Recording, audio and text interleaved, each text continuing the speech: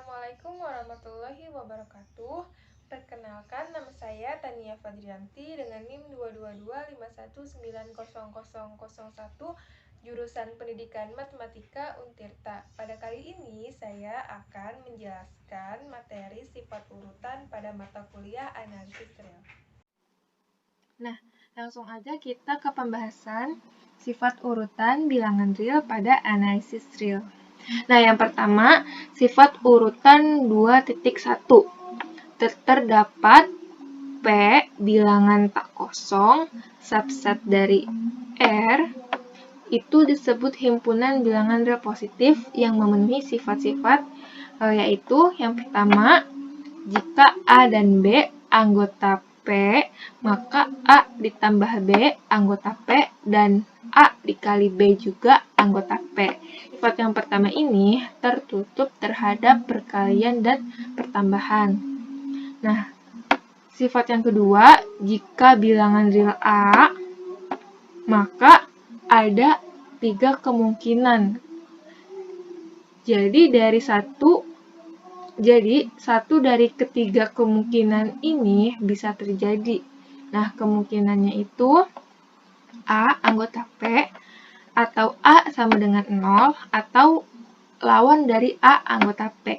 Jadi, pada sifat urutan ini belum dikenal negatif gitu. Jadi, kita pakai lawan dari A anggota P. Nah, sifat yang kedua juga merupakan sifat trikotomi. Nah, selanjutnya definisi 2.2. Yang pertama, bilangan A anggota P dikatakan bilangan real positif. Nah, bisa ditulis juga A lebih dari 0. Yang kedua, bilangan real A dikatakan bilangan negatif jika lawan dari A anggota P dan bisa ditulis juga A kurang dari 0. Nah, yang ketiga, bilangan real A dikatakan bilangan tak negatif jika A anggota P gabung himpunan yang anggotanya 0 dan bisa ditulis A lebih dari atau sama dengan 0. Nah, yang keempat, bilangan A anggota bilangan real dikatakan bilangan tak positif jika lawan dari A anggota P gabung himpunan yang anggotanya tidak 0. Lawan dari A anggota P digabung dengan himpunan yang anggotanya 0 dan bisa ditulis A kurang dari atau sama dengan 0. Berdasarkan definisi 2.2 ini, kita bisa ketahui sifat urutannya.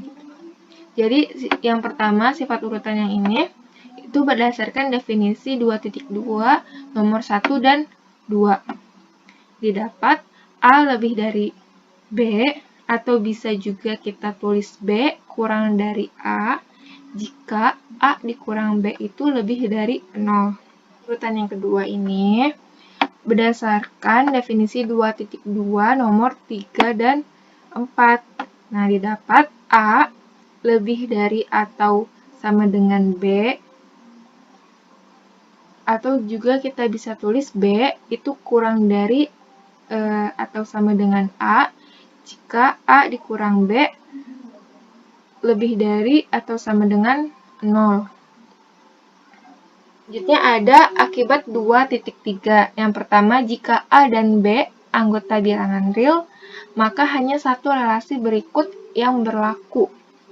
Yang pertama itu A lebih dari B, yang kedua A sama dengan B, atau A kurang dari B.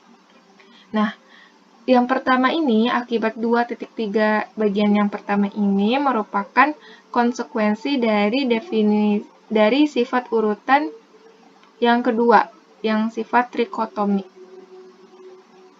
Nah, di sini ada akibat 2.3 yang nomor 1 ini. Jika A dan B anggota bilangan real, maka hanya satu relasi berikut yang berlaku. Yang pertama, A lebih dari B, atau A sama dengan B, atau A kurang dari B. Nah, akibat 2.3 bagian 1 ini merupakan konsekuensi dari sifat urutan yang kedua, yang sifat trikotomi.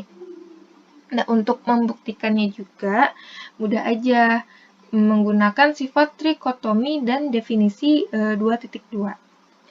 Di sini pembuktiannya itu jika A dan B anggota bilangan real, maka A dikurang B itu anggota bilangan real. Ini berdasarkan sifat trikotomi pada sifat urutan dan definisi 2.2. Tuliskan sifat trikotominya.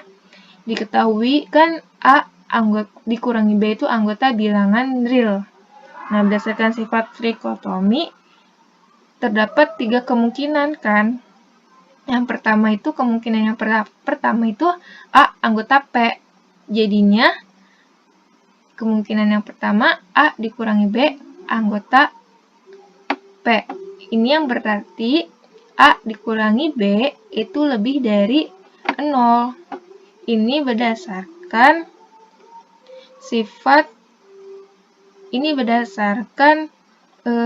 definisi 2.2 yang nomor 1 ini. Jadi kalau misalkan A dikurangi B anggota P, maka bisa ditulis A dikurangi B lebih dari 0. Yang ini. Nah, sehingga A lebih dari B ini berdasarkan sifat urutan yang ini. Jika A dikurangi B lebih dari 0, ini bisa dituliskan A lebih dari B. Ini. Nah, selanjutnya kemungkinan yang kedua itu A dikurangi B sama dengan 0. Ini berdasarkan sifat trikotomi kemungkinan yang kedua, yang ini. Nah, selanjutnya kemungkinan yang ketiga, yang ini, jadinya lawan dari A dikurangi B itu anggota P, yang berarti lawan dari A dikurangi B itu lebih dari 0, sehingga A kurang dari B itu terbukti. Jadi, akibat 2.3 yang bagian 1, yang nomor 1 ini terbukti. Nah, selanjutnya akibat 2.3 nomor 2. Jika A lebih besar dari atau sama dengan B, dan B lebih besar dari atau sama dengan A, maka A itu sama dengan B. Jadi, untuk membuktikannya kita menggunakan kontradiksi. Jadi, kita misalkan A itu tidak sama dengan B. Nah, maka berdasarkan akibat 2.3 yang bagian 1, yang ini, nah, kalau misalkan kita A tidak sama dengan B ini, maka A lebih dari B atau A kurang dari B. Yang ini.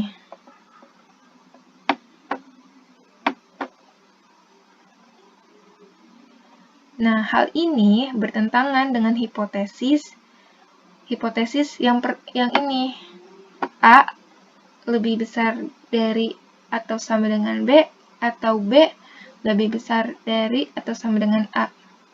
Sehingga pengandaiannya itu salah. Jadi haruslah A lebih besar dari atau sama dengan B, dan B lebih besar dari atau sama dengan A itu, haruslah A itu sama dengan B. Jadi, akibat 2.3 nomor 2 itu terbukti. Nah, selanjutnya ada teorema 2.4. Di sini teoremanya ada 4. Yang pertama itu jika A lebih dari B dan B lebih dari C, maka A lebih dari C. Nah, teorema yang pertama ini merupakan sifat transitif. Nah, yang kedua, jika A lebih dari B, jika kita tambahkan kedua ruas ini dengan bilangan real positif, kita misalkan dengan C, maka A tambah C juga lebih dari B tambah C. Ini tandanya nggak berubah.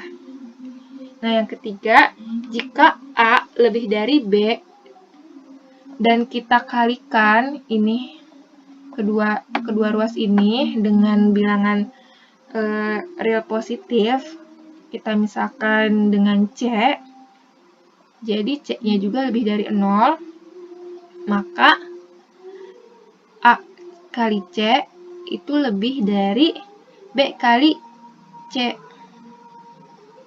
Karena dikalikan, kedua ruas dikalikan dengan bilangan positif, maka tandanya nggak berubah. Nah, yang keempat, jika A lebih dari B. Jika A lebih dari B, lalu kita kalikan kedua ruas dengan bilangan real yang negatif. Kita misalkan ini kita gunakan dengan C, jadi C-nya itu kurang dari 0. Jadinya A dikali C itu kurang dari B dikali C. Ini tandanya berubah dikarenakan kedua ruas ini dikalikan dengan bilangan negatif. Nah, selanjutnya bukti teorema 2.4. Yang ini, yang pertama itu kita buktikan bahwa A dikurangi C itu lebih dari 0. Jadi pembuktiannya itu kita perhatikan bahwa A dikurangi C sama dengan, kan di teorema yang 2.4 yang pertama itu kan A kurang dari B dan B kurang dari C. Jadi ini kita gunakan untuk membuktikan bahwa A kurang dari C itu lebih besar dari 0. Jadi kita tulis A dikurangi C sama dengan A dikurangi B, kita ditambah B dikurangi C. Nah, karena A dikurangi B lebih dari 0 dan B dikurangi C itu lebih dari 0 juga, ini berdasarkan sifat urutan, maka A dikurangi C juga akan lebih dari 0. Ini karena ini positif ditambah positif, karena penjumlahan bilangan positif, maka hasilnya juga akan positif. Sehingga di sini A dikurangi C-nya juga lebih dari 0, tuh, positif. Sehingga kita bisa tulis A dikurangi C. Jadi, yang pertama ini terbukti. Selanjutnya, yang kedua, kita harus membuktikan bahwa A ditambah C lebih dari B tambah C itu lebih dari 0.